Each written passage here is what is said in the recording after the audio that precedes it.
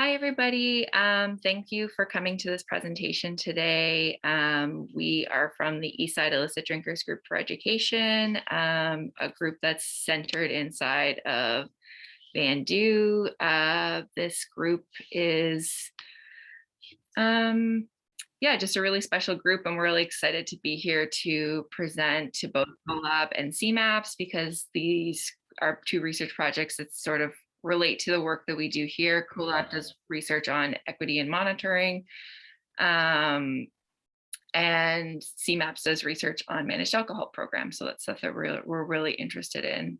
So maybe we can do a quick introduction. I myself am Brittany Graham. I was the former program coordinator for the Eastside Illicit Drinkers Group for Education. I'm now the executive director for Vandu. And I'm Sandra. I've lived in the area for about 6 years and I have lived experience. And I've been with Vandu maybe going on to 4 years, I believe. Yeah, that's me. Yeah, and Sandra's also one of EDGE's former steering committee members and a former board member for Vandu as well. So she's got lots of experience. And then the one other person would be Aaron. Everybody, thanks for being here. My name is Aaron Bailey, and I am the new program coordinator here for EDGE. I'm also a MSc candidate in health promotion at Queen's University currently, and have only been in Vancouver for a relatively short time. I've been with EDGE in some capacity for about 2 years now. Thanks for being here, everybody. Hey, awesome. And while you figured that out, I figured out the speaker view. So it's just us, which is nice. So I guess we can keep moving forward.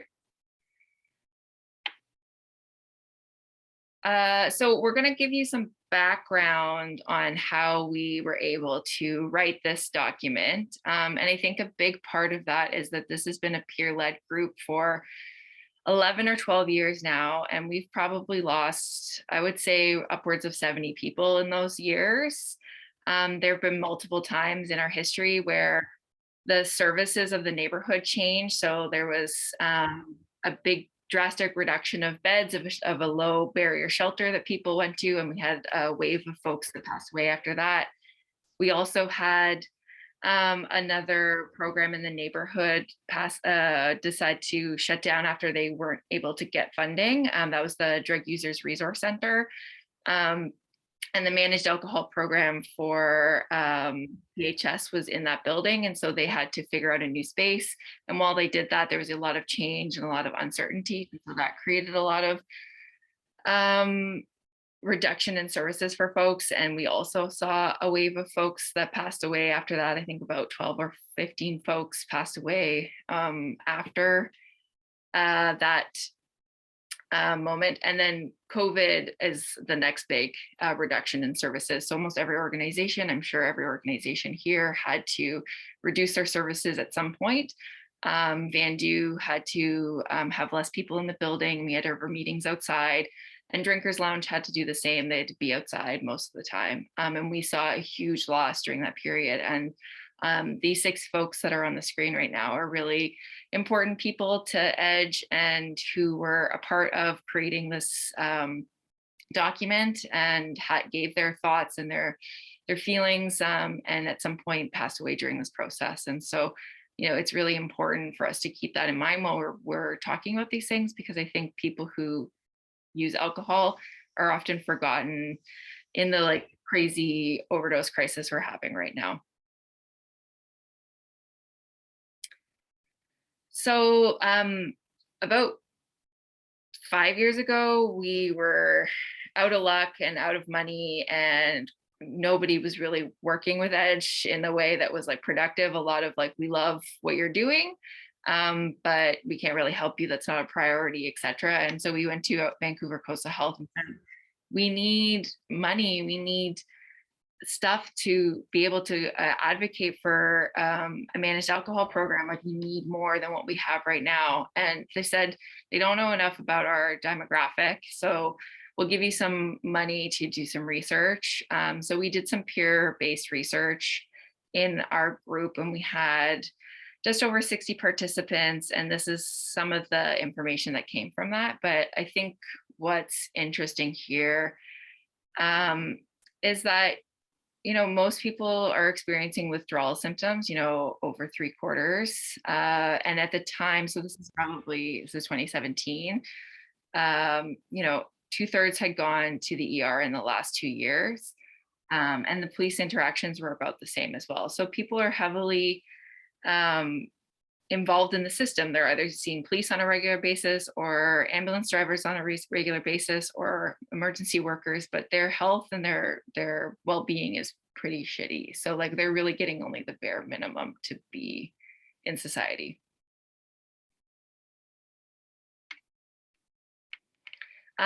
This is just a slide to kind of bring us back into like why we need to be talking about this, is that this is a reflection of what was found in folks' systems by the coroner when they were reported to have an overdose. And so we can see that, about 31% have some version of alcohol in their system. And so that is a huge percentage, and the topic of alcohol is not being talked about enough in the overdose crisis.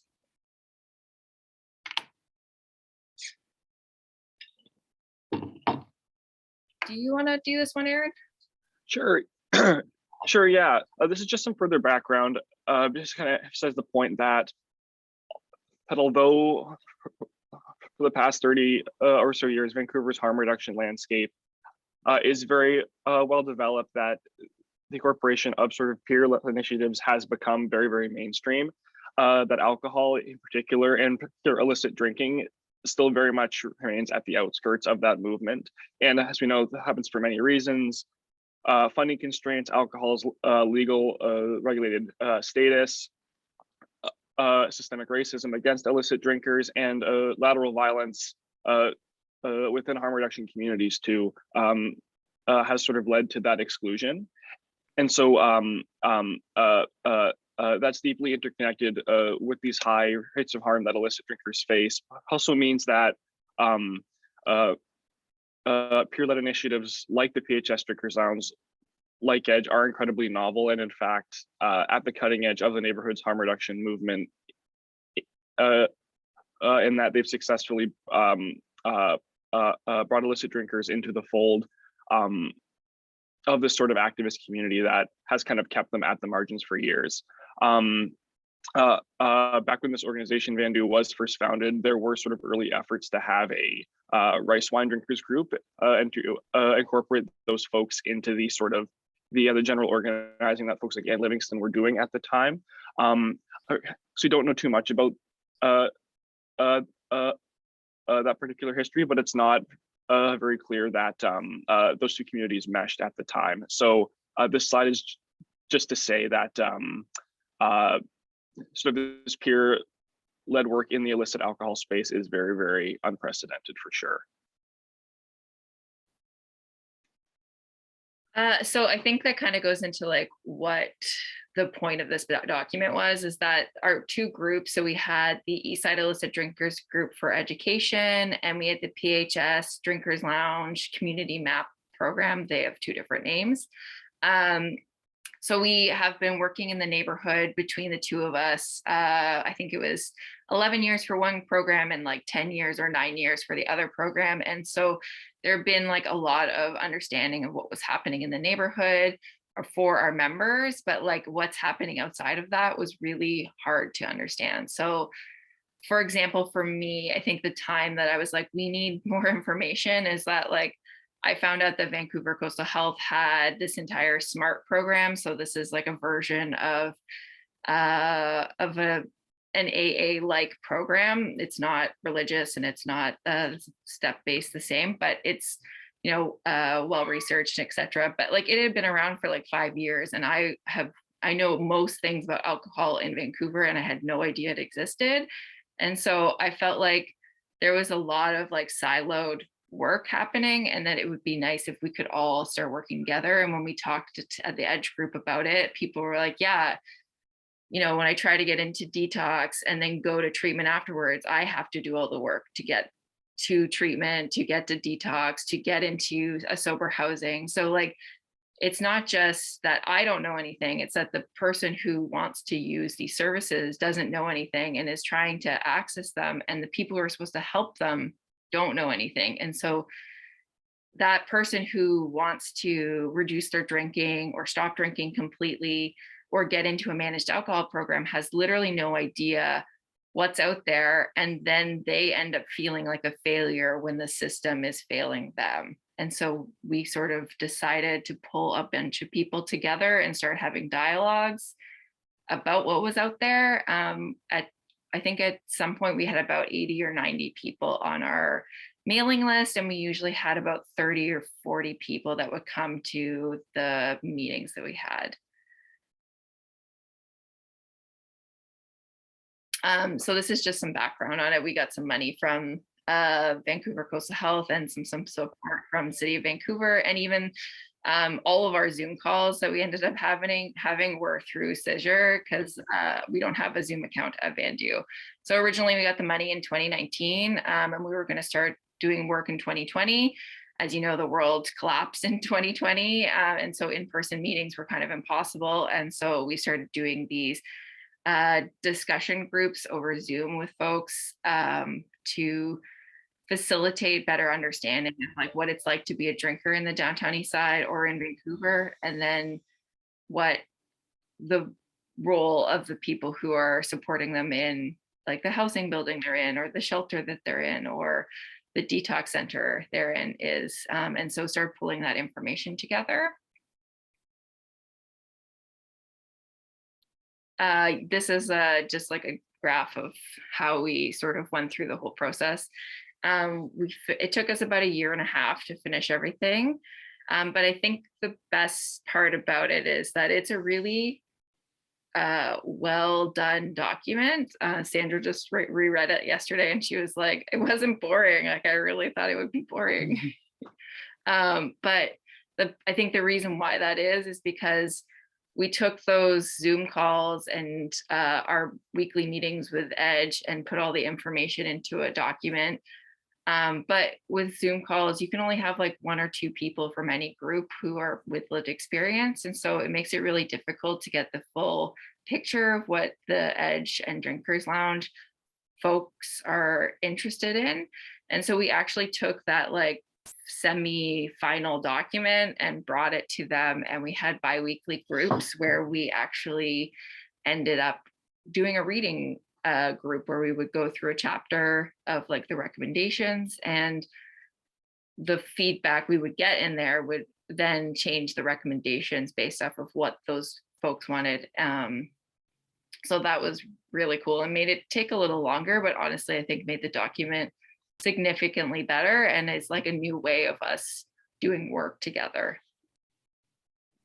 And just to add to, the energy from those meetings hasn't actually dissipated yet. So every time we bump into folks, we're always asked about the Wednesday meetings. Folks from the Drinkers Lounge, folks from Edge, they all want to come together again and sort of continue to like do this advocacy work. People sort of want to head back to Oppenheimer Park and push the picnic tables together and talk about alcohol policy in their own community, which has been absolutely incredible. And we thankfully got other resources from VCH to keep those going. But I think throughout this entire process, there's been a very genuine, very intense interest from folks to be as plugged into this this formerly very top-down policy development process as much as they can.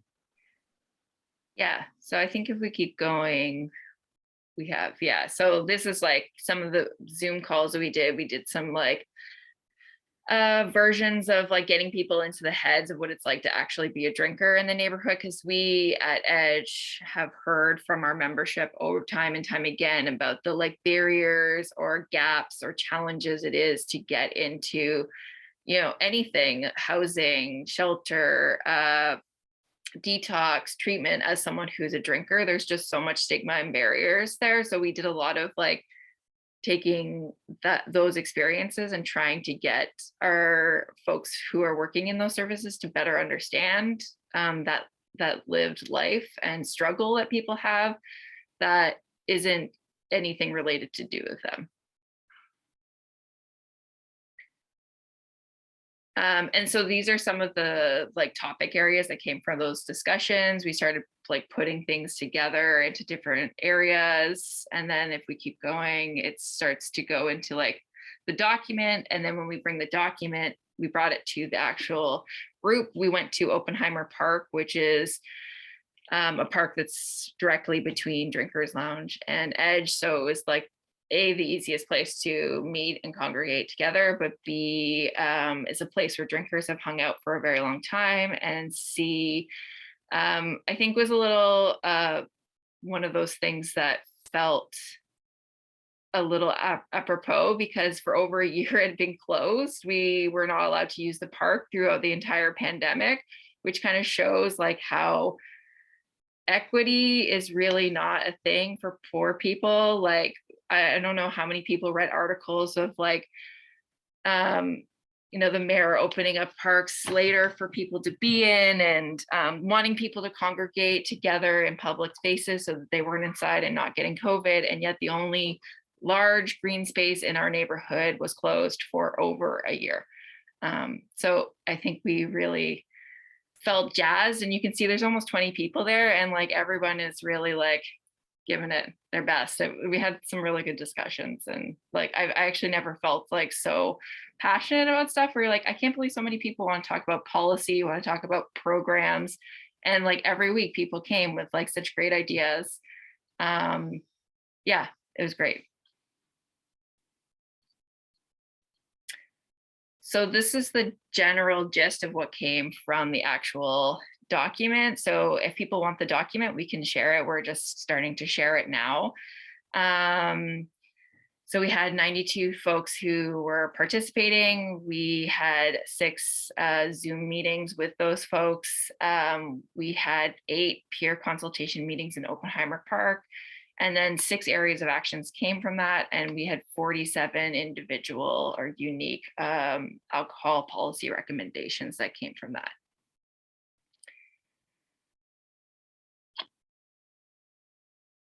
So we didn't really talk about it in this one, but who's going to talk about what? But I can maybe do this one, and we'll move forward and see if maybe Sandra wants to say something at some point. She doesn't like being put on the spot. So I think a big part of this specific goal here is to really point out that when we're looking at harm reduction for alcohol in our society, it is usually for the general society. So the things that are most touted as things that are important to reduce drinking are taxes and litigation to kind of give people the wherewithal that they shouldn't be drinking in parks or shouldn't be drinking at bus stations, etc.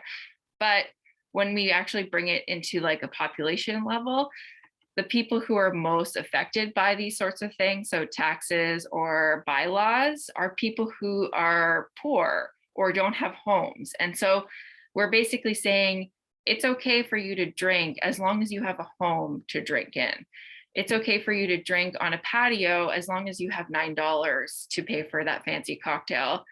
And everybody else, you just have to deal with the actual rules. And so we saw multiple people say that, you know, when they're at a bus stop or sitting in a park or wherever, they will get targeted to pour out their alcohol. Some people have said that they've gotten tickets for $250 or $300, depending on what the bylaws that they're being enforced under. And so like, you know, a $300 ticket for someone who has a job and is drinking at Kitts Beach with like 20 of their friends, maybe that's something that will give that person a reflection to be like, maybe I shouldn't be drinking here. But a $300 ticket for someone who drinks alcohol on a daily basis, uses it as a medication to keep them from having seizures or deliriums, and then getting a ticket on top of that can be detrimental to their life and could put them into a tailspin.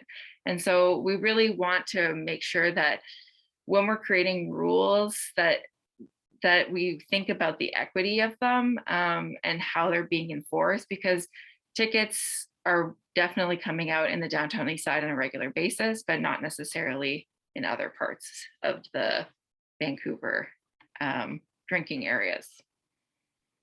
This part is a different subject, but I know when my partner ends up in the hospital, his name's Van anyways, when he ends up in the hospital, the doctors don't seem to understand that he needs a drink.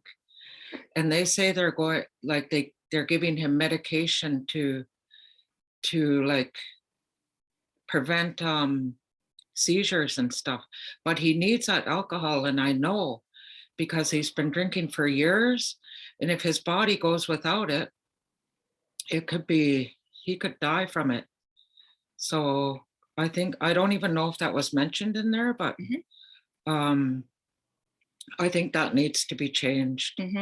There's a lot, and I really don't agree with the city not opening up any park for the people down here. It sucks. And it just feels like people with less money get targeted all the time. It's not just Indigenous, it's people that live on the downtown east side that I speak up for. So that's a great point. So I think Sandra brought up two really important points that have come up a lot. I think the first one here is our action item number 2. And the thing that came from it the most for me impactfully is that we had a moment in Oppenheimer Park talking about this. We already had the action item, and we were just trying to figure out where people went and how they spent their time, because we've asked those questions in the past, but a lot has changed in COVID. And so we asked, if you took Drinkers Lounge out of the equation and you took Bandu out of the equation, which indoor spaces would people feel comfortable to be in if they were drunk or under the influence? And nobody answered anything. They named a series of parks, a series of benches, a series of underpasses. And so that is very telling to me that the services of the downtown east side do not support people who use alcohol to be in their buildings. There's a lot of misguided stigma around, belligerency or violence, etc. And as someone who's worked in a building where people do feel safe to come to, the amount of violence that we have, or the amount of like talk back we have, etc., is probably less than a lot of other buildings. And for example, Bandu is actually just put in a code of conduct for our entire building that was based off of a rules of conduct that were drafted by Edge members for their group. And so those are just the examples of like where people are standing, and we don't have these indoor spaces where people can be. This image right here is the managed alcohol program that Drinkers Lounge has, but they had to close down a lot of their indoor space during COVID because they couldn't have 25 people crammed in. So we need more places and spaces that feel safe for folks. And I think your point about managed alcohol programs is, I started working with Edge 10 years ago, and that was their number one goal, was to get a managed alcohol program in the downtown east side. The Drinkers Lounge didn't exist at that time, and it's really great that they continue, but the lack of understanding of politicians, lack of understanding of bureaucrats around the needs of drinkers and the needs of people who want to be in a managed alcohol program, we've basically gotten a lot of, this is a really interesting topic and we would like to do this at some point, but it's not a priority now. And so we've probably spent about 10 years doing advocacy and educating these levels of people, of service providers and practitioners and all of these people to better understand alcohol. And because of that, we're now in a place where managed alcohol is becoming more readily understand and a policy window that people want to in place. But if we hadn't done all of that work, we wouldn't be where we are now. And so I think that's a big thing, is that we don't have a managed alcohol program, but we spent 10 years trying to get one and helping other places get one. So we want to continue to do that and continue to get people into different types of MAPS. I think the hospital is a really good example. We have one hospital in Vancouver that has a managed alcohol program. but why haven't the others that are under the same umbrella learned from that program and implemented it there? Or why do you have to advocate for yourself so clearly when you're in hospital to get a managed alcohol program? So these are the things we still have to overcome. That's one part I don't understand. Like, for people to be on the managed alcohol program in the hospital, like, would Van have to be a part of drinkers lounge, or can he just say he needs alcohol in the hospital? You can do both. I didn't understand Yeah. why they wouldn't let him. Well, I had to sneak it in. I think it's not a standard thing. So we've heard from folks who, because they kept, like, there's a famous one of our drinkers who he kept stealing hand sanitizer because he needed to drink and he felt like shit, and none of the alcohol or none of the medication was working. And finally his nurses like clued in as to what was going on and got him a Mickey of vodka to go along with his medication. But like, I think it was like over 2 weeks where he was doing that. So, you know, it's like, why can't we have a standard process of like asking people questions, figuring out if they fit into the right pause scale, get them into the system, all that kind of stuff.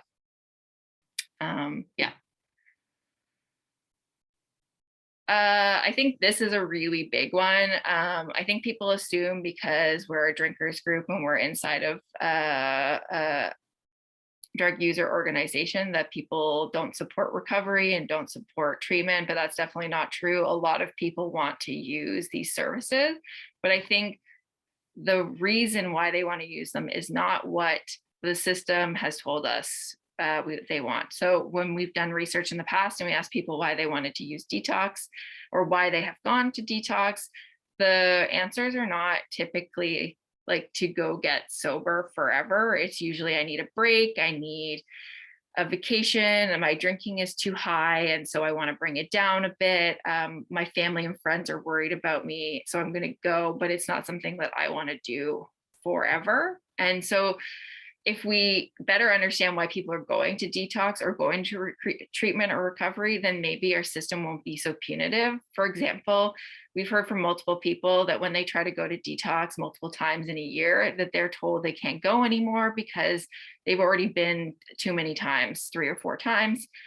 But that's in the model of you have to go and then get sober and then move on, etc. This person is going because they need a break from the amount they're drinking and they need to reduce their drinking and they need that information. So if we took our practitioners who are at detox and treatment centers and they better understood the motivations of the individual person, we would have a better system where we could, you know, get that person into detox. And if they wanted to go to treatment, they could. If they wanted to get into a managed alcohol program, they could. Like, we need better systems to assist people in getting their treatment they want.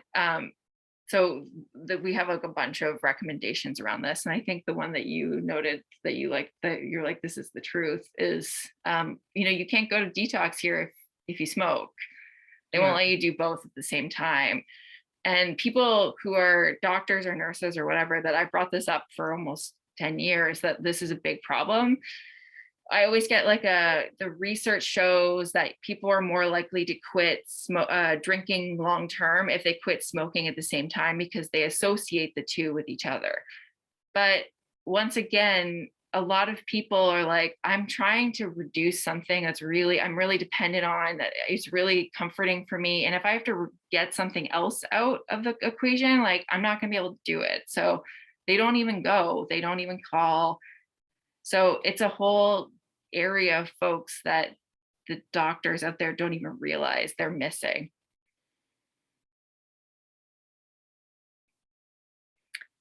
And this is just like, you know, what we've been doing for the 10 years is like, literally every time a doctor or nurse or nutritionist or someone comes into the group because the group wants to learn more about something, that person comes in and I think they always have a moment where they're like, whoa, I have a lot of stigma, I have a lot of bias, I really think a certain way about people who drink, and I didn't realize how smart they were and how engaged people are and how much people want to be healthy and have a healthy life, but also don't want to necessarily give up drinking. And just because you want one doesn't mean you don't want the other. And so we got to figure out a way of how we can do this at the bigger level. But the biggest things that we found is that, like, when people ask me for services, or for other people who ask for services, like, it is impossible to look through all the websites to figure out how people get into detox, how they get into treatment. Do we have more than one managed alcohol program? All that kind of stuff. So we're like, can we get like somebody to develop a website that's centralized, so people don't have to spend 6 years trying to figure out how they get into the service they want? Because, as you know, if you wanted to join a gym today and you could not figure out how to get into a gym today, would you go to a gym tomorrow? No. So why is it different for alcohol? And they also make it hard too when you're going into detox, because I remember when Van went a few years ago, it's sometimes hard for people to get around, and he had to walk from where he used to live, which is the Line Hotel. He had to walk to detox, and that was quite a distance for him because he is disabled. So I don't understand why they don't make it a little easier for people to get there. Yeah. That would be one barrier I would look into. Yeah. And the other side of that is we've heard people leaving St. Paul's in the middle of the night. They kick them out, but they're old and frail and drinkers. And one of them got beat up on his walk back to the downtown east side. It's probably a 15-20 minute walk. And he was so beat up that an ambulance had to come get him and bring him back to the hospital he was at. So instead of giving him the taxi voucher, which they said they couldn't because it's too expensive, they ended up spending 3 times as much on the ambulance ride for him to go back to the same hospital. It's just like those sorts of things we need to like expose and like create new solutions for. Yeah. Yeah, this is Aaron. You want to do this one? Sure, that sounds good.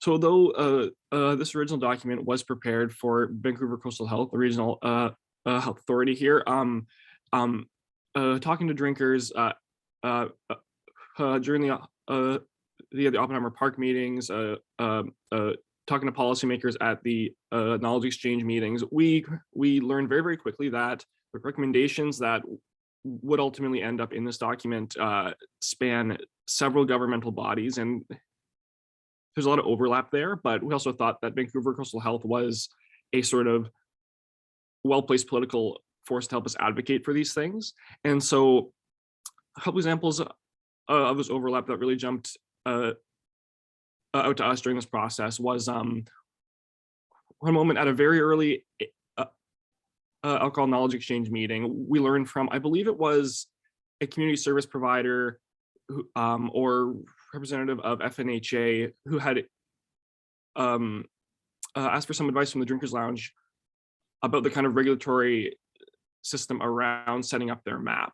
And what they'd asked about in particular was if there was some kind of co-op fee, as is the case at the Drinkers Lounge, or like some kind of work for service type of thing.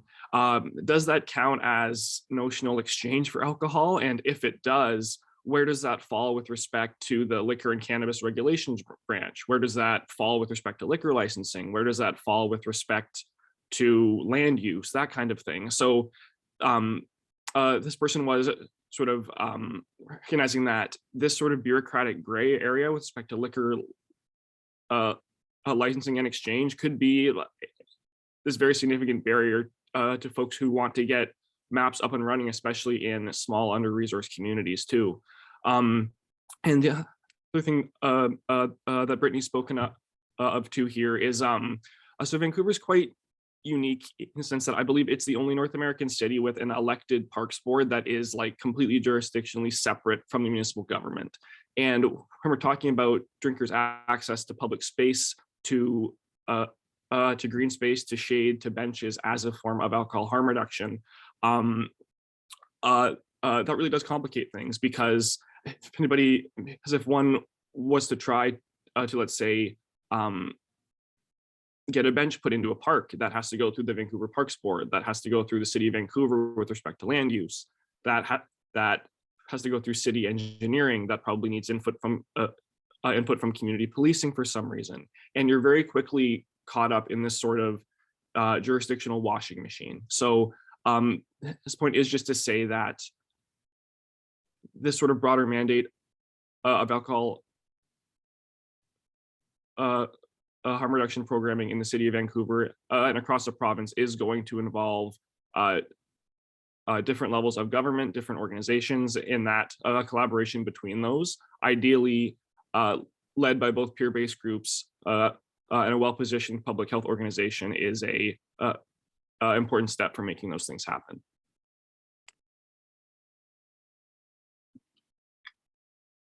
Yeah, so I think we're kind of running low on time. I know people might have questions, so maybe we'll wrap some things up. But like, I think the big thing that's come from this is that even just being more connected with other organizations, so like other service providers, government bodies, etc., has really like helped push things forward in Vancouver. For example, we now have like a parklet in the downtown east side where people can drink outside of the drinkers lounge legally. So if they have alcohol in those 2 park benches, they are able to continue to drink there without the bylaws being enforced there. And that went through city council and all that kind of stuff. So there's like a precedent for us to have spaces where people can drink outside. As well, we have our, and you can see in the top left corner there that the I do not consent there. That's a joint project between Edge and Drinkers Lounge and Pivot, talking about the rights of drinkers. And if a police officer wants to remove their alcohol, it kind of gives the breakdown of why it's medication for this person. And someone had like an idea in that to be like, we should get stickers to put on our bottles, but like people go through bottles really quickly. Not very many people have like a reusable bottle, but the way that it's adapted is now people put them on benches or picnic tables or wherever. So the people that are sitting there know their rights. So it's like been a really cool next step of things. And there's lots of other things we can mention as well, but we've been really just growing and trying new things. And I think it's just been like, it's a really cool time for alcohol right now. And people are listening and are finally understanding that like, this is a forgotten population and that like, we need policies to protect these people and also to protect our society. You know, like I asked St. Paul's a couple of years ago to look into the downtown east side residents coming for alcohol related injuries and etc. And so they did a review of their for a year, and I think they had over $300,000 worth of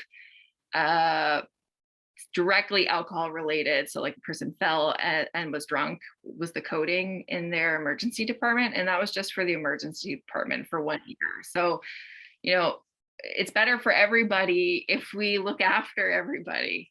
Yeah, maybe. Can I ask something about those cards? Yeah. Has anybody used them, and do they work for the VPD? So I haven't heard anyone specifically having to use them, but I have heard of one of our members being really proud of them and showing it to the VPD when we had just a draft. We had like a big paper version. And the VPD who were there, so this is the Vancouver Police Department, the 3 or 4 guys that were there, like actually asked if they could take the paper and read it and everything. So, you know, I think at this point, I think people feel safer. Whether it's actually worked in practice, we haven't heard from yet. So we've only had them out for probably 6 months or so. So yeah, maybe we could leave our recommendations up and then just open the floor to questions.